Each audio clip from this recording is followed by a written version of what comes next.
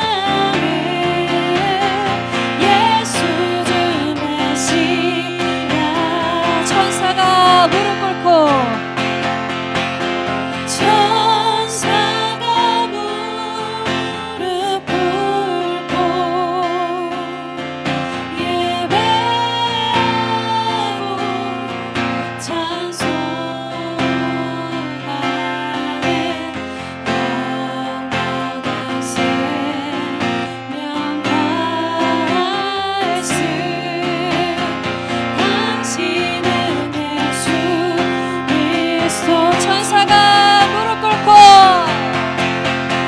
천사가 무릎 꿇고 예배하고 찬송하네. 영원한 생명만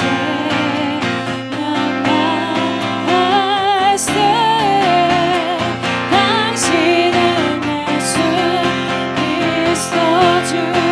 호산나 호산나 다윗의 자손께 호산나 불러온 중의 왕 높은 하늘에 영광을 예수 주의 신 우리의 왕 되신 주님을 높여드리시며 호산나 호산나 다윗의 자손께 호산나 불러온 중의 왕 높은 하늘에 영광을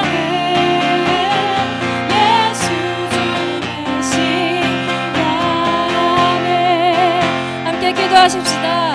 주님만이 우리의 구원자요 우리의 주인이시오 만왕의 왕이십니다. 영원한 생명 되신 예수님만을 따라 살아가겠습니다. 내 삶의 주권을 주님께 드립니다. 이끌어 주십시오. 함께 구하시며 기도하십시다.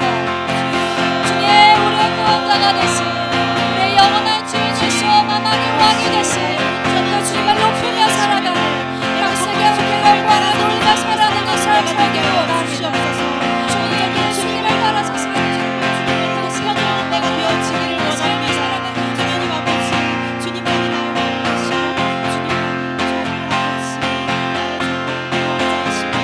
내가 그를 따라갈 수 있도록 역사하여 주시고 하나님 아버지 나의 마음을 지켜 주시옵소서. 아버지 예배가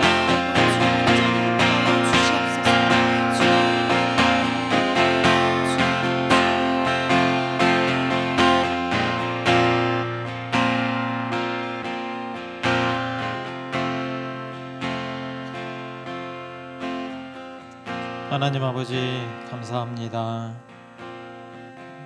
우리에게 은혜를 내려주시고 광야 같은 삶에서도 우리에게 축복의 열매를 맺게 해주신 주님, 그 하나님을 발견하기를 원합니다. 우리의 힘들고 어려움 가운데 하나님을 원망하고 하나님께서 하시는 그 모든 일에 도망치려고 하는 것이 아니고 그 가운데서 우리를 지키고 보호하여 주시는 주님을 만나게 하여 주시옵소서.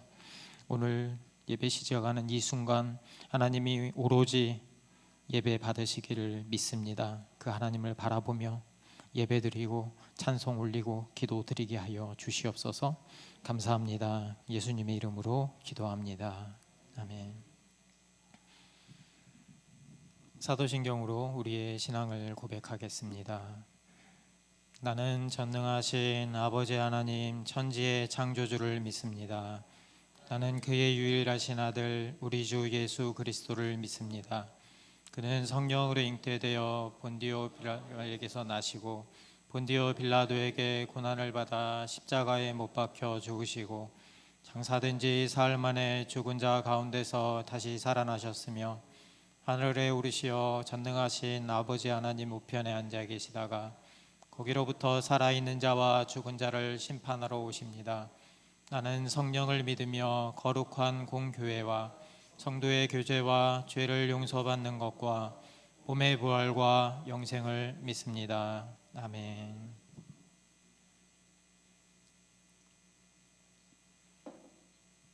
네, 2024년 로고교회 표어 원인 지저스 함께 읽겠습니다.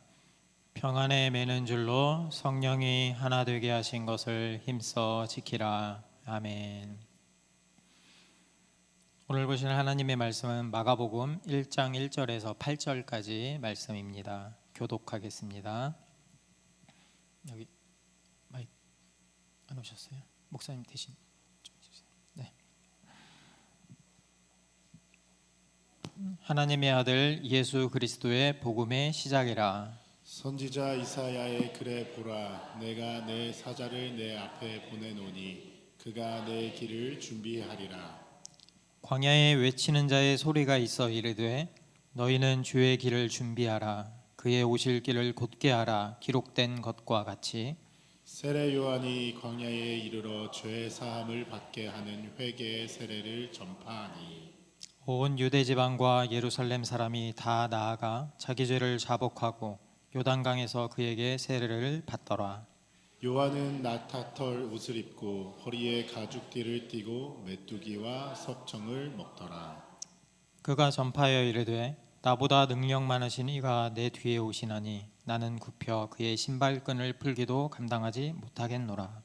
나는 너희에게 물로 세례를 베풀었거니와 그는 너희에게 성령으로 세례를 베푸시리라. 아멘.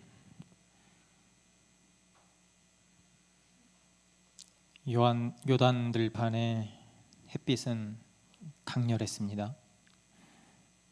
바람은 한 점도 불지 않았고 불꽃처럼 뜨거운 태양이 이글거렸죠.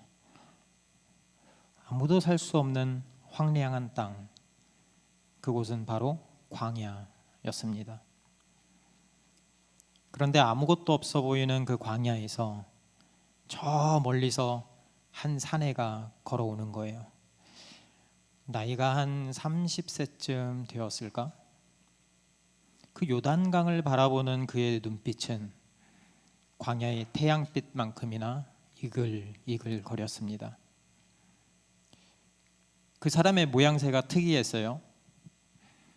낙타 가죽으로 만든 옷을 입었고 먼 길을 떠나는 사람처럼 단단하게 허리를 조이고 있는 허리띠, 그 역시 가죽끈이었습니다.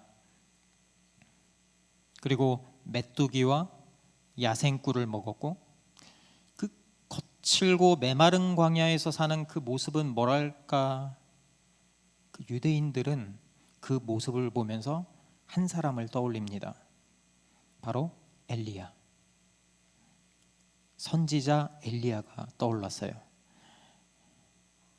드디어 하나님이 엘리야 같은 선지자를 보내주신 거죠. 마가가 여기서 이사야, 출애굽기, 말라기 성경을 인용하면서 세례 요한이 어떤 사람인지 설명을 합니다. 2절, 3절 읽어보겠습니다. 선지자 이사야의 글에 보라, 내가 내 사자를 내 앞에 보내노니 그가 내 길을 준비하리라. 광야에 외치는 자의 소리가 있어 이르되 너희는 주의 길을 준비하라. 그의 오실 길을 곧게 하라. 기록된 것과 같이, 기록된 것과 같이, 구약 성경에 적혀 있는 것과 같이 선지자가 왔다는 거예요. 700년 전에 남왕국 유다에서 활동했던 선지자 이사야는 이렇게 외쳤습니다. 넘겨주세요. 지금 앞에 읽은 거랑 유사한 점이 있을 거예요. 외치는 자의 소리여 이르되 너희는 광야에서 여호와의 길을 예비하라. 사막에서 우리 하나님의 대로를 평탄하게 하라. 이때 바벨론의 포로 생활하고 있었거든요, 이스라엘이. 그 가운데 선지자들은 외치는 자의 소리가 되어서 구원하실 하나님의 길을 예비하라, 이렇게 예언했습니다.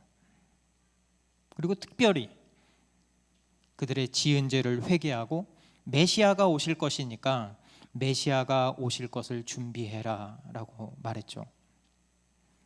그리고 주전 435년경에 활동한 선지자 말라기도 이렇게 이야기합니다. 보라, 내가 내 심부름꾼을 보내 내 앞에 길을 닫게 하겠다. 그러고 나면 너희가 바라는 주께서 갑자기 그 성전에 올 것이다. 이렇게 예언했는데, 그런데 이 말라기 선지자 이후에 400년이라는 긴 시간 동안 하나님이 침묵하시는 거예요. 아무런 말씀도 하지 않고 꿈도 환상도 보여주지 않는 거예요. 이 모든 백성들이 하나님의 사람, 선지자가 오기를 간절히 원했습니다. 그리고 마침내 새로운 엘리야가 등장한 거죠. 그래서 여기서 광야에서 외치는 자, 심부름꾼, 이 사람이 바로 세례 요한을 가리킵니다. 오랜 기다림 끝에 만난 그 세례 요한의 등장은 이스라엘 백성에게 충격적인 소식이었어요. 유대인들은 그가 말라기가 예언했던 엘리야라고 확신했습니다. 그런 세례 요한을 만나기 위해서 예루살렘과 유대 땅 전역에서 수많은 사람들이 구름대처럼 몰려왔습니다. 그렇게 모인 사람들 앞에서, 그 수많은 군중들 앞에서 요한은 무슨 말을 할까요? 4절입니다. 세례자 요한이 광야에 나타나서 죄를 용서받게 하는 회개의 세례를 선포하였다. 이사야의 예언처럼 세례 요한은 광야에서 죄 용서를 위한 회개의 세례를 선포합니다. 그리고 5절에 보면 이 요한의 선포를 들은 사람들이 어떻게 반응했는지 보여줍니다. 5절입니다. 그래서 온 유대 지방 사람들과 온 예루살렘 주민들이 그에게로 나아가서 자기들의 죄를 고백하며 요단강에서 그에게 세례를 받았다. 자기의 죄를 고백하며 요단강에서 세례 요한에게 세례를 받는 거예요. 그래서 그때부터 그 요한의 이름은 세례 요한이라고 불립니다. 신학자 톰 라이트가 이 4절 5절을 굉장히 잘 묘사를 했어요. 이렇게 묘사합니다. 단잠에 빠져 있는데 누군가 큰 소리를 친다. 일어나! 어서! 늦겠다! 그러더니 다짜고짜 얼굴에 찬물을 끼얹는 거예요. 장난이 아니야. 이제 꿈은 그만 꾸고 일어나. 인생의 가장 중요한 순간이 왔어. 지금이 그때야. 이스라엘에서는 해마다 6월절이 되면 최대 명절이거든요. 이스라엘 백성들은 출애굽 이야기를 했어요. 이집트에서 노예 생활을 하던 이스라엘, 이집트의 파라오의 독재 속에서 꼼짝없이 당하며 살던 그들에게 하나님이 찾아오신 거죠. 그리고 하나님이 이스라엘을 파라오의 손에서 구출하셨어요. 홍해를 건너고 광야를 지나 약속의 땅으로 인도하셨죠. 그러니까 제발 꿈에서 깨고 주님께로 돌이키라, 요한이 외치고 있는 거예요. 눈앞에 펼쳐진 홍해를 건너라고, 더 이상은 이집트의 노예로 살지 말고 홍해를 건너서 자유를 얻으라고, 그렇게 선포하는 겁니다. 그리고 이제는 돌이켜야 할 때였고 바른 길을 가야만 했습니다. 다시 출애굽 얘기로 돌아가 볼까요? 마침내 이스라엘 백성들은 이집트에서 벗어납니다. 그런데 그들 앞에 놓인 건 망망대해 바다 홍해였습니다.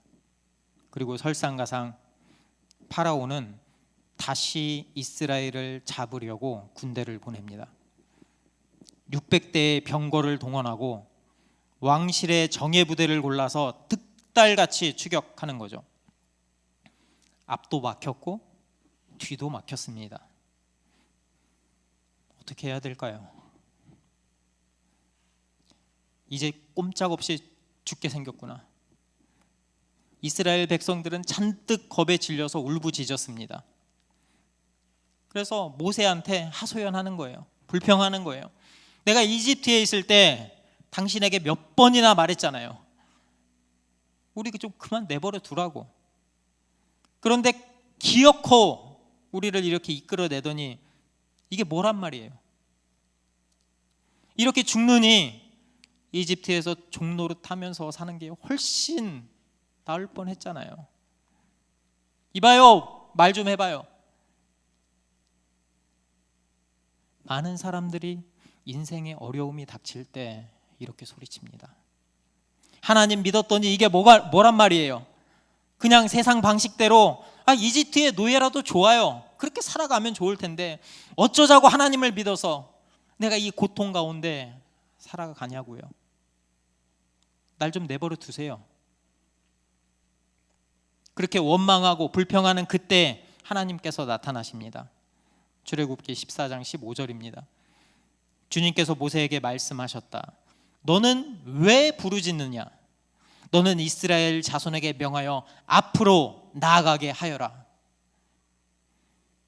앞이 보이지 않을 때, 눈앞이 캄캄할 때 우리는 바다를 향해서 발을 내디딜 수 있어야 돼요.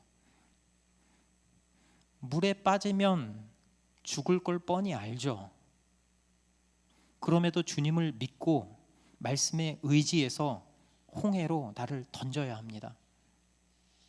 나를 던지는 그때 하나님은 바다에 길을 여세요. 그 길을 건너는 그 순간 이스라엘은 더 이상 이집트의 노예가 아닌 진짜 자유인이 되는 거죠. 나는 할 수 없지만, 내 눈에 보기에는 안 되는 것 같지만 주님을 믿기에 결단하는 행동, 그게 바로 회개입니다. 회개는요, 하나님의 뜻대로 살겠다는 고백이면서 행동이에요. 그러니까 진정한 회개는 죄를 짓는 것을 멈추는 것에서 끝나지 않고 선한 행위, 하나님이 원하시는 선한 행위를 하는 데까지 나아가는 게 돌이킴, 회개입니다. 그런데 홍해를 건넌 기쁨도 잠시, 홍해를 건넜을 때 얼마나 좋았겠어요. 얼마나 하나님을 찬양했겠어요. 그런데 이스라엘 백성들을 맞이하는 건 광야였어요. 사흘 길을 걸었는데 먹을 물을 구할 수가 없는 거예요.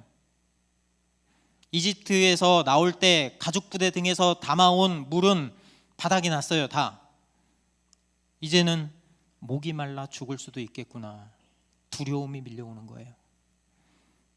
고통스럽죠. 이게 무슨 꼴이야? 이 메마르고 척박한 광야는 이집트의 풍족했던 그 삶하고는 비교할 수 없는 거예요. 너무 안 좋은 거예요. 아니, 기껏 자유인이 됐는데 노예 때보다 못한 처지가 된 거죠. 우리의 인생길도 광야 같을 때가 있습니다. 되는 건 없고 힘들고 아프고 부족하죠. 삶의 고통 가운데 우리는 어떻게 살아야 할까요? 레리 크랩이 영적 가면을 벗어라라는 책에서 삶의 고통을 직시하기, 넘겨주세요, 라는 챕터에서 이렇게 이야기를 해요. 사람마다 처한 종류도 환경도 다르지만 우리 존재의 핵심에는 공허함이 있다라고 말합니다. 그 공허함의 근원은 여러 가지가 있겠죠. 나를 때리던 아버지일 수도 있고, 나에게 핀잔하고 무력감을 주던 어머니일 수도 있고, 늘 나를 부족한 사람으로 만들어버리는 배우자일 수도 있고, 아니면 피상적인 친구 관계일 수도 있고, 아니면 나를 마음 아프게 하는 자녀일 수도 있고요. 이 이야기의 주제는 다양하지만, 이야기는 다양하지만 주제는 동일해요. 우리 모두는 지금까지 경험한 중요한 관계에서 예외 없이 극심한 실망을 맛보았다는 그 사실 말이죠. 그래서 우리는 아픔을 느껴요. 어쩌면 우리 모두의 삶 자체가 광야일지 모르겠습니다. 고통이 밀려오면요, 두려움에 사로잡힙니다. 우리가 원하는 그 행복이 없어질 수도 있겠구나 하는 두려움 말이죠. 거절, 고립, 실패, 이 나약함이라는 고통이 나의 뱃속으로 밀려들기 시작하면 마치 죽음이 나한테 다가오는 것 같이 느껴지는 거죠. 살아야 하는데 내가 살려니까 그러면 이 고통을 마비시키고 기분이 나아질 방법을 찾아야 할 것 같은 거예요. 가만히 있으면 안 되죠. 뭐라도 해야 돼요. 뭐라도 해서 너무나도 이 두려운 이 끔찍한 아픔을 피해야 할 것 같은 거예요. 그래서 많은 사람들이 고통을 제거하려고 몸부림칩니다. 그래서 어떤 사람들은 돈 버는 데 올인하고요. 왜냐하면 돈이 내 고통을 없애주고 나에게 행복을 가져다 줄 거라고 믿기 때문이죠. 어떤 사람은 종교 생활에 빠집니다. 생업을 다 제쳐두고 교회로 가요. 왜죠? 그런 종교 행위가 고통 속에 있는 나를 해방시켜 줄 거라고 기대하기 때문이에요. 그런 사람들은 삶의 고난이 들이칠 때마다 하나님을 원망합니다. 하나님을 믿었는데 지금 내 꼴이 이게 뭐예요? 여전히 어렵잖아요. 힘들잖아요. 지금 내 꼴을 보세요. 지금 이게 사람 사는 거예요? 나는 그런 하나님을 믿을 수 없어요. 이스라엘 사람들도 힘들고 어려운 일이 있을 때마다 이렇게 말했어요. 이럴 줄 알았으면 차라리 이집트 땅에 그대로 머물러 있을 걸. 그냥 노예로 살 걸. 고등학교 때 갑자기 청천벽력 같은 소리를 들었습니다. 저희가 살던 집이 주인이 사업을 하다가 망했대요. 그래서 우리가 살던 전세로 살던 빌라가 통째로 경매로 넘어갔다는 거예요. 제가 고등학생이니까 처음에 그게 뭔 소리인지 몰라서 어리둥절했어요. 하지만 그 소식은 치명적인 소식이었어요. 우리 가족은 전세금도 돌려받지 못하고 쫓겨나게 된 거죠. 불과 얼마 전까지 단칸방에서 살았는데, 단칸방에서 벗어나서 좋았는데, 이제 작은 빌라지만 방도 따로 쓰고 너무 좋았는데, 그렇게 집을 애지중지하고 그렇게 당당하게 큰 소리 치던 주인이 집을 날릴 줄은 꿈에도 생각하지 못했어요. 그래서 그때 부모님이 집주인을 찾아가서 돈 달라고 소리치기도 하고, 얼마나 두렵겠어요. 불안해하기도 하고, 그리고 그게 힘드니까 하나님 앞에 엎드려 기도하기도 했어요. 그 모습을 보는데 제가 너무 마음이 아픈 거예요. 그래서 하나님께 기도했습니다. 정말 열심히 기도했어요.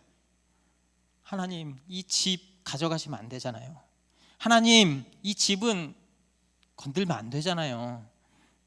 하나님, 기도하시면 들어주시는 분이잖아요. 정말 제발 이번 한 번만 제 기도를 좀 들어주세요.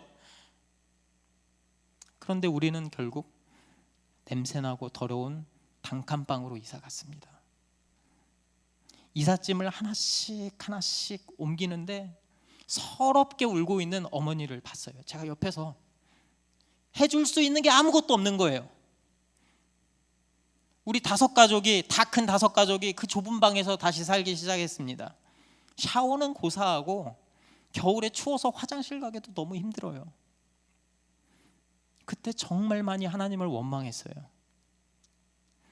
아니, 우리 엄마 아빠가 뭔 잘못을 했어요?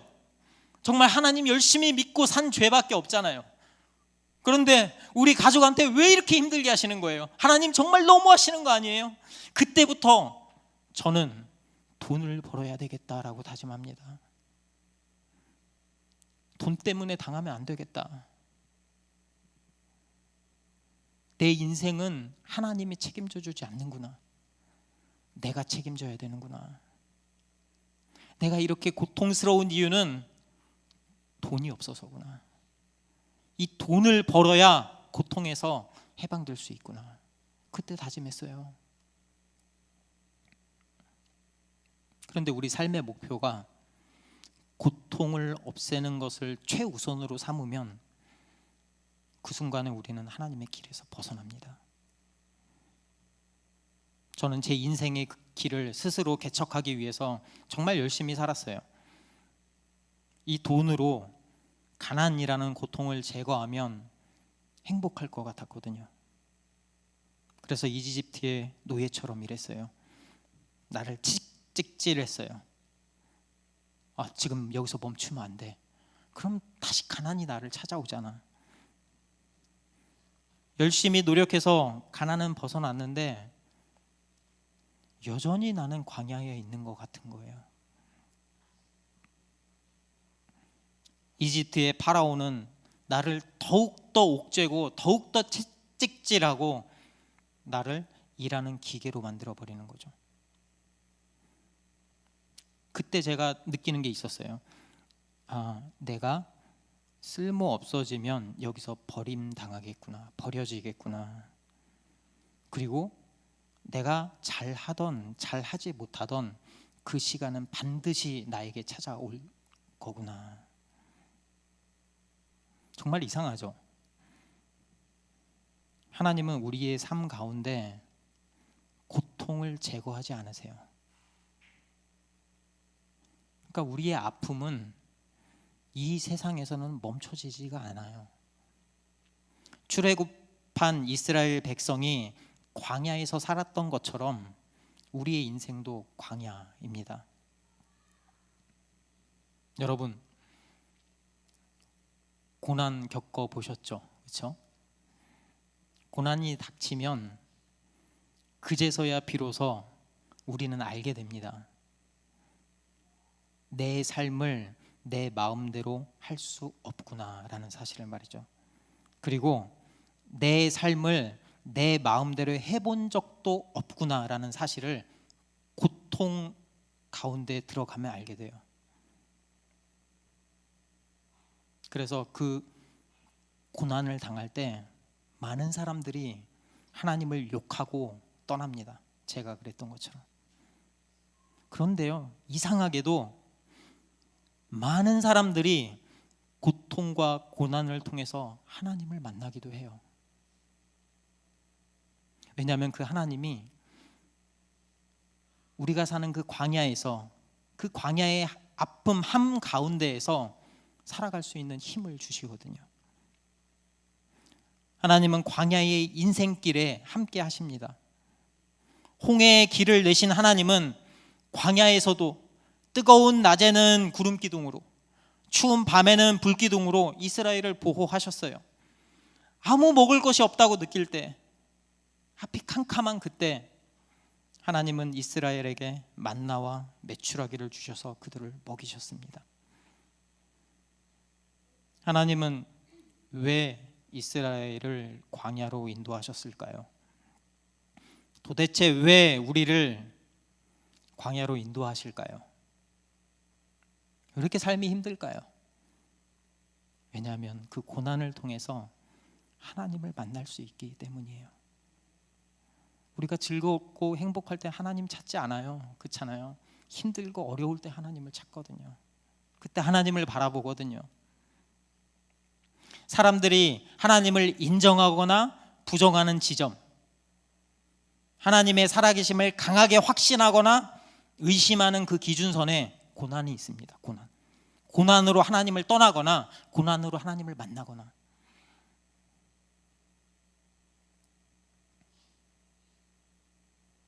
여러분, 극심한 고통의 한복판에서 홍해를 건너게 하신 분이 하나님입니다.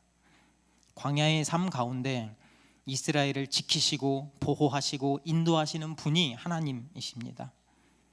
여러분, 그 사실을 기억한다면 우리는 고통의 한가운데에서 오히려 주님께 다가갈 수 있어요. 로마 당국의 극심한 박해가 이어질 때 기독교인들은, 마가 당시의 기독교인들은 홍해 앞에 광야의 한복판에 서 있었어요.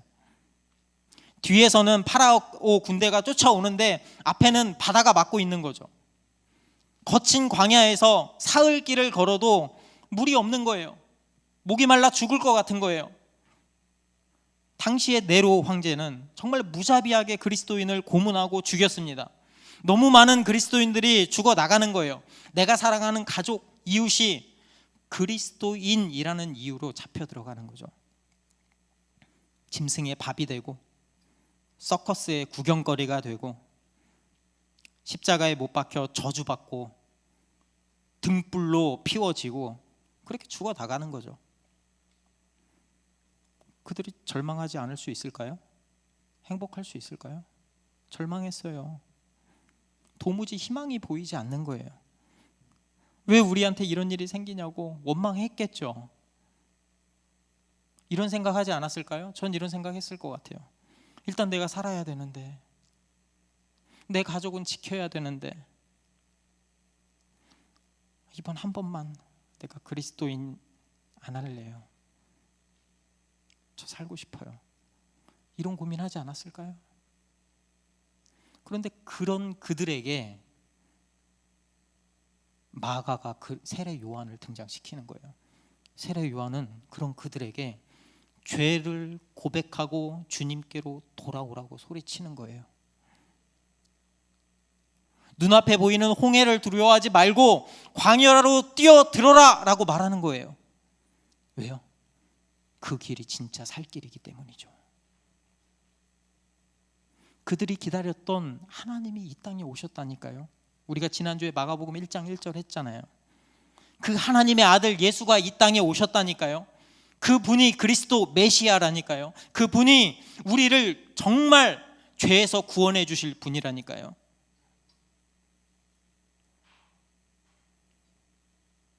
그 기쁜 소식, 복음이 무엇인지 알았기에 세례 요한은 기꺼이 주님의 길을 준비합니다.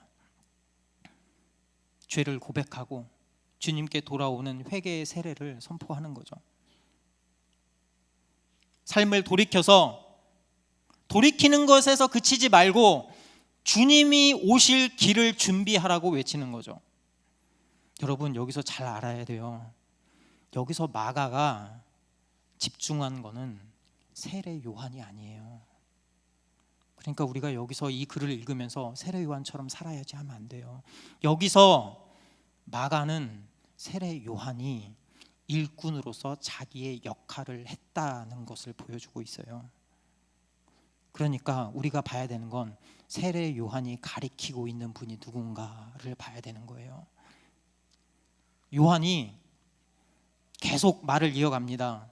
자기 다음에 등장할 이가 나보다 위대하다고 계속해서 강조합니다. 7절입니다. 그는 이렇게 선포하였다. 나보다 능력 있는 이가 내 뒤에 오십니다. 나는 몸을 굽혀서 그의 신발끈을 풀 자격조차 없습니다. 그때 당시에 누군가의 신발끈을 푸는 일은 노예나 하는 짓이었어요. 유대인들은 누구에게도 그렇게까지 하진 않았거든요. 그런데 요한은 지금 말하고 있잖아요. 나는 그 노예가 하는 일조차도 내가 할 수 없다고. 왜 요한이 이렇게 말했을까요? 왜냐하면 요한은 길을 예비하는 분이 다름 아닌 하나님의 아들 예수 그리스도임을 알았기 때문입니다. 천지를 창조하신 하나님, 인간을 창조하신 하나님, 홍해를 가르시고 광야의 한복판에서 이스라엘을 지키고 보호하시는 하나님, 그 하나님의 아들 예수 그리스도가 이 땅에 오신 거예요. 그분은 사탄이 지배하는 모든 것을 부수고 다시 새롭게 창조하실 것입니다. 모든 것을 쓸어내고 새롭게 할 거예요. 내가 그 길을 준비하는 사람이에요. 그러니까 죄에서 돌이켜 회개하라고 세례 요한이 외치고 있는 거예요. 그래서 8절에 보면 이렇게 말합니다. 나는 여러분에게 물로 세례를 주었지만 그는 여러분에게 성령으로 세례를 주실 것입니다. 여러분, 세례 받으신 분도 있고 안 받으신 분도 있죠. 우리가 세례를 받을 때 겉으로는 우리가 결심하고 돌이키는 것 같죠. 그런데 실제로 우리의 죄를 해결해 주시는 분은 그리스도이시고요. 우리에게 믿음을 주시는 분도 예수 그리스도의 영, 성령 하나님이시죠. 우리가 하나님의 자녀로 새롭게 태어나게 할 분도 예수 그리스도입니다. 우리가 죄를 고백했습니다. 그 증표로 물세례를 받지만 진짜 우리의 죄를 십자가에 못 박고 그리스도인으로 다시 태어나게 하실 분은 예수 그리스도 한 분입니다. 그리고 이 회개가 마음으로부터 내 모든 것이 변하는 이 회개가 진정한 세례, 바로 성령 세례입니다.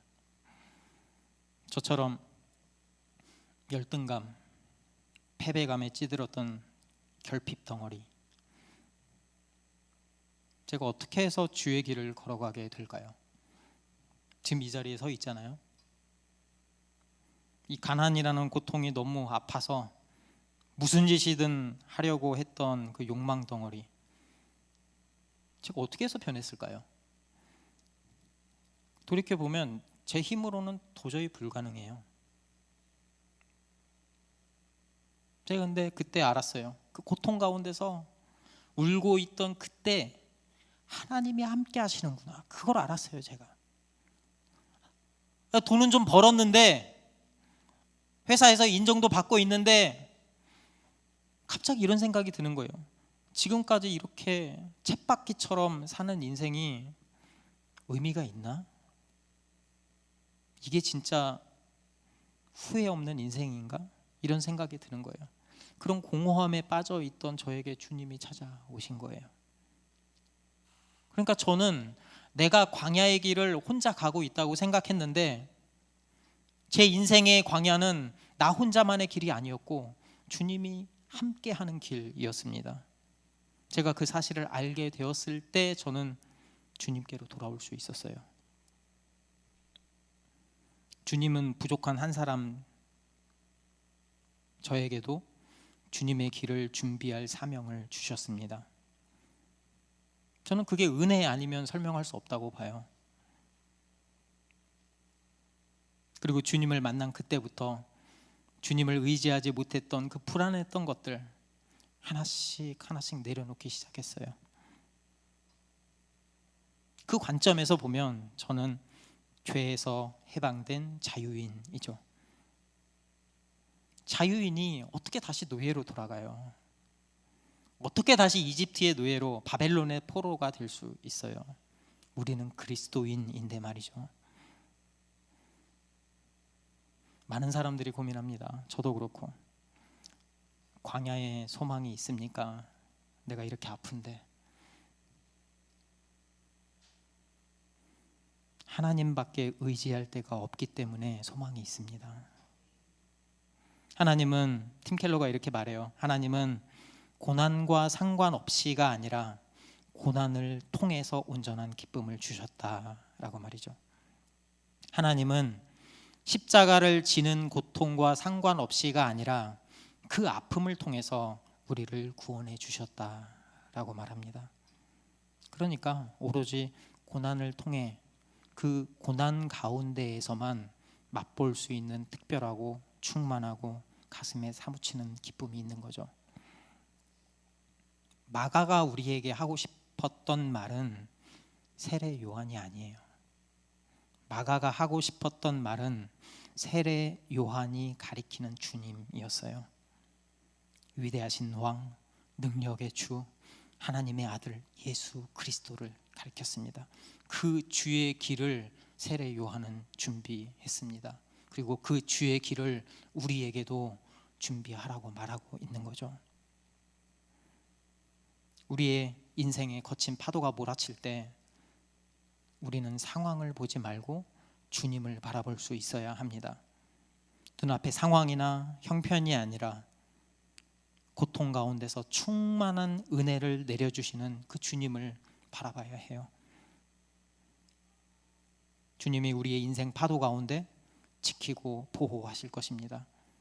예수 그리스도 안에 영원한 생명이 있습니다.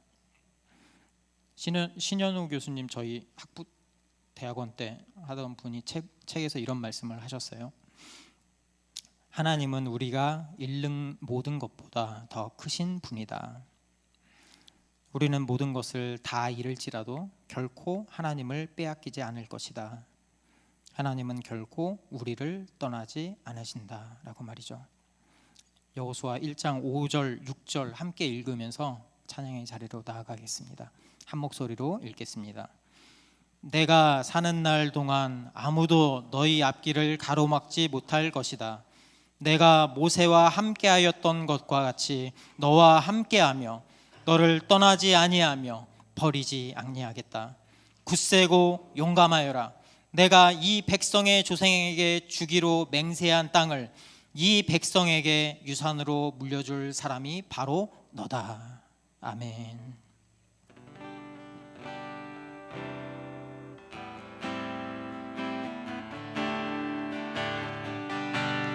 주가 보이신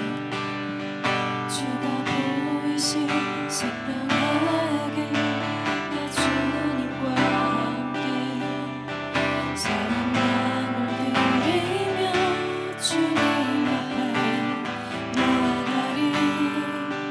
나의 외로움이 되신 주 그 이름 예수 나의 길이 되신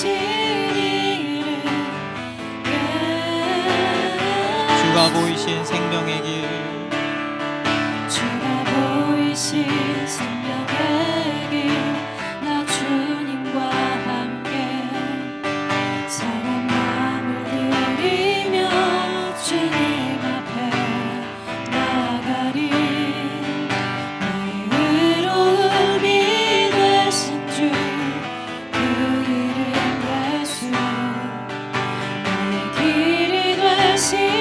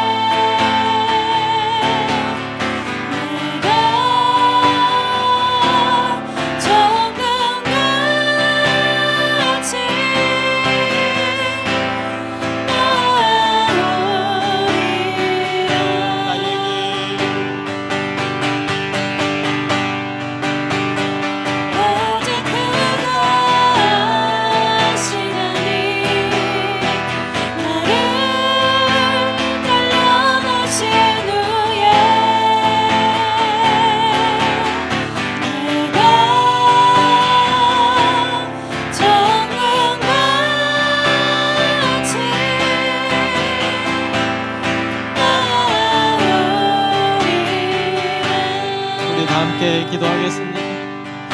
여러분, 혹시 인생에 거친 파도가 몰아치고 있진 않습니까?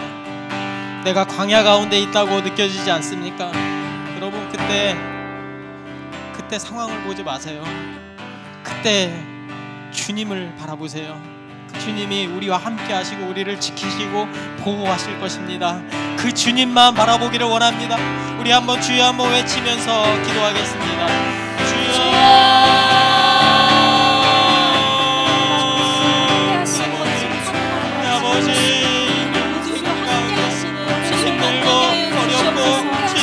앞이 보이지 않는데 주여, 무엇이라도 하지 않으면 불안해서 견딜 수가 없고 주여, 두려워서 견딜 수가 없고 정말 이거라도 하지 않으면 죽을 것 같으니 주여, 답답한 가운데 있는 우리를 주여, 이 가운데 하나님을 만나기를 원합니다. 이 가운데 우리를 구원해 주시기 위해서 십자가에 못 박혀 죽으신 예수 그리스도를 바라보기를 원합니다. 그분은 십자가에 못 박히면서 주여 피 흘려 돌아가시면서 우리를 바라보시면서 너야 걱정하지 말아라. 내가 너를 계속 구원해 줄 것이다. 내가 너를 하나님의 나라로 인도하여 줄 것이다. 주여, 나만 바라보아라. 힘들지 어렵지 그 고통 가운데서 나를 바라봐라. 나를 만나라. 하나님이 말씀하고 계십니다. 이 고통의 한복판에서, 어려움의 한복판에서, 아픔의 한복판에서 하나님을 만나기를 원합니다. 주여, 그 당시에 살던 주여 기독교인들이 내로의 박해 가운데서 죽어나가고 있을 때 얼마나 두려웠겠습니까? 얼마나 아팠겠습니까? 내 가족이 죽어나가고 내 이웃이 죽어나가고 할 때 얼마나 하나님에게서 멀어지고 싶었겠습니까? 이런 사람들에게 마가가 세례 요한을 통해 말하고 있습니다. 죄에서 돌이켜라. 죄에서 돌이켜서 하나님의 길을 준비하라. 너희는 세상 사람이 아니라 하나님의 자녀다. 그리스도의 일꾼이다. 하나님의 자녀다. 하나님의 정체성을 갖고 주만 바라보면서 살아라. 그 길이 살 길이다라고 말씀하고 계신 주님, 주여 우리가 주님만 바라보면서 돌이키기를 원합니다. 주여 우리가 주님만 바라보기를 원합니다. 주님 우리에게 은혜를 베풀어 주시옵소서. 주님 우리에게 주여 하나님을 보여주시고 하나님이 어떤 분인지, 하나님이 나에게 어떤 일을 하셨는지, 그것을 통해 내가 어떤 사람인지 깨닫게 하여 주시옵소서. 아버지 감사합니다. 우리에게 고난을 허락하여 주시고 그 고난을 통하여서 예수 그리스도가 걸어가신 그 길을 알게 하여 주신 주님 감사합니다. 하나님 그 주님 안에 우리가 안기게 하여 주시옵소서. 그 주님 가운데 우리가 서모게 하여 주시옵소서. 그 주님만 바라보게 하여 주시옵소서. 아버지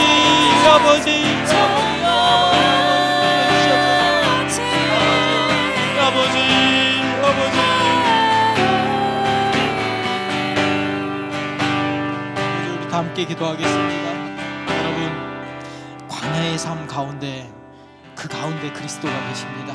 그 가운데 그리스도의 은혜가 넘칩니다.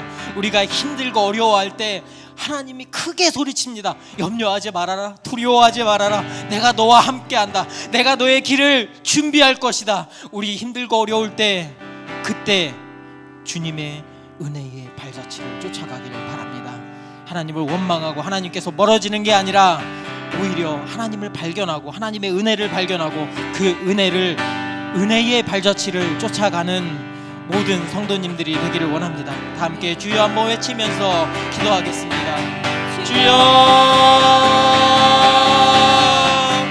아버지 힘들고 어려운 그때, 아픈 그때 주여 주님이 우리와 함께 하십니다. 주님이 우리와 함께 하십니다. 주여 그 주님의 은혜를 발견하게 하여 주시옵소서. 주의 길을 준비하는 그 사명을 맡은 그 영광스러운 길을 우리도 걸어가게 하여 주시옵소서. 힘들고 아픈 그 광야의 한복판에서 주여 하나님을 발견하기를 원합니다. 하나님께 돌이키기를 원합니다. 그 하나님이 우리에게 어떤 일을 하셨는지, 그 하나님이 우리에게 어떤 존재인지 깨닫기를 원합니다. 세상의 힘들고 어려운 일 가운데 하나님을 떠나지 않게 하여 주시옵소서. 힘들고 어려운 그 가운데 하나님을 발견하게 하여 주시옵소서. 그 하나님 붙들고 그 고난의 길을 헤쳐나가게 하여 주시옵소서. 불기둥과 기름기둥과 매출하기와 만나로 우리를 먹이신 하나님께서 예수 그리스도를 보내주셔서 이 땅에 예수 그리스도를 보내주셔서 우리를 하나님의 자녀 삼아주셨습니다. 우리는 그리스도인 삼아주셨습니다. 우리는 그리스도인이라는 그 정체성을 갖고 살아가게 하여 주시옵소서. 세상에서 아무리 우리를 협박하여도 주여 이집트의 파라오가 너를 죽인다고 하여도 우리는 하나님을 붙들고 나아가기를 원합니다. 하나님의 은혜를 붙들고 살아가기를 원합니다. 우리는 그런 주제입니다. 우리는 하나님의 자녀고 하나님의 군사입니다. 주여 그리스도인으로서 마땅히 살아가게 하여 주시옵소서. 빛의 자녀로서 마땅히 그리스도의 일을 행하면서 살아가게 하여 주시옵소서. 그 인생길 가운데 진정한 인생의 행복이 있고 그 인생길 가운데 진정한 보람이 있고 그 진짜 인생길 가운데 진짜 인생이 이런 것이구나 우리가 경험하게 될 것입니다. 주님이 함께 하시는 그 길에 인생의 의미가 있습니다. 하나님 우리에게 그 길을 밝혀 보여주셔서 감사합니다. 하나님 감사합니다. 주님만 바라보고 살겠습니다. 아버지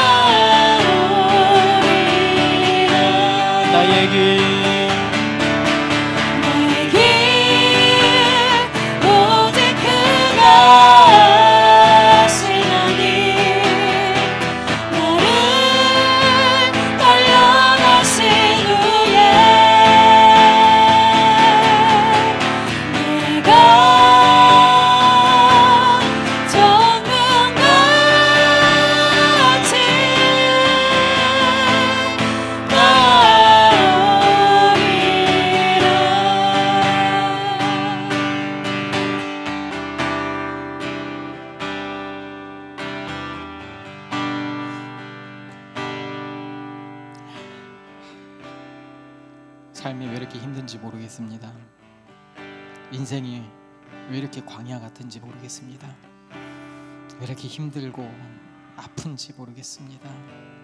왜 나한테만 이런 고통이 다가오는지 모르겠습니다. 다른 사람들은 다 잘 사는 것 같은데 왜 나만 이렇게 힘들고, 왜 나만 하는 것마다 안 되고, 왜 내 자녀는 이렇게 나를 힘들게 하고 내 부모는 나를 이렇게 힘들게 하는지 모르겠습니다. 그래서 하나님은 없다고 소리치면서 그냥 내 인생 그냥 내 마음대로 그냥 한번 살아볼래요.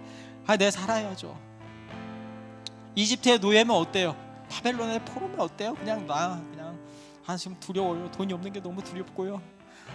직장 때문에 너무 두렵고요. 자녀 때문에 너무 두려워요. 그냥 뭐 좀 하면서 살래요. 그게 우리의 인생 아닙니까? 그렇게 두려움에 떨고 있던 사람들에게, 그런 기독교인들에게 마가가 소리치고 있습니다. 세례 요한이 소리치고 있습니다. 돌아오라고, 죄를 뉘우치고 돌아오라고. 주님이 너와 함께 하신다고, 성령 하나님이 너와 함께 하신다고. 그러니까 돌아오라고. 우리 인생 앞에 홍해가 가로막고 있을 때, 뒤에서는 파라오의 군대가 쫓아올 때, 광야에서 먹을 게 없을 때, 낮에 덥고 밤에 추울 때, 그때 우리를 돌보시고 이끄시는 주님을 발견하기 원합니다. 십자가에 못 박혀 죽으시고 우리보다 더 큰 고통을 당하시고 우리를 그분의 자녀로 새롭게 태어나게 하신 주님을 바라보길 원합니다. 우리 인생의 진정한 가치는 그리스도 안에 있을 때 가치가 있습니다. 그 다른 무엇도 이 세상 가운데서 사라지고 없어질 것입니다. 우리 모든 성도들이, 저와 여러분 모두가 그 사실을 깨닫고 주님만 붙들며 나아가게 하여 주시옵소서. 이제는 우리를 구원하신 예수 그리스도의 은혜와 성부 하나님의 무한하신 사랑하심과 우리를 교회로 불러주시고 성령 세례를 주시고 몸과 마음 모두가 그리스도인으로 바뀌어서 그 정체성을 갖고 살아가게 하는 성령 하나님의 은혜가 지금으로부터 영원토록 함께 하실지어다. 아멘.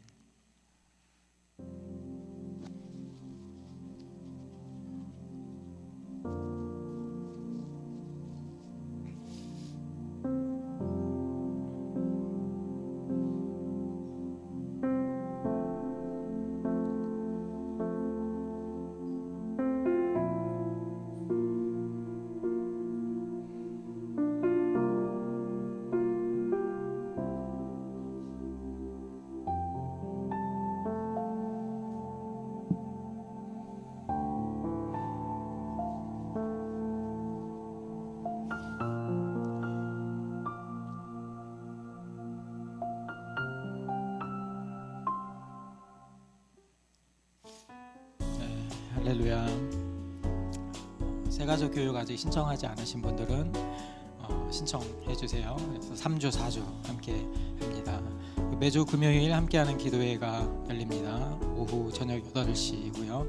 그리고 큐티방, 중보기도방 신청해 주세요. 여기 적진 못했는데 돌아오는 수요일에 예수비전교회 청년의 헌신 예배를 제가 인도하게 되었습니다. 그래서 그것을 위해서도 같이 기도해 주시기 바랍니다. 감사합니다.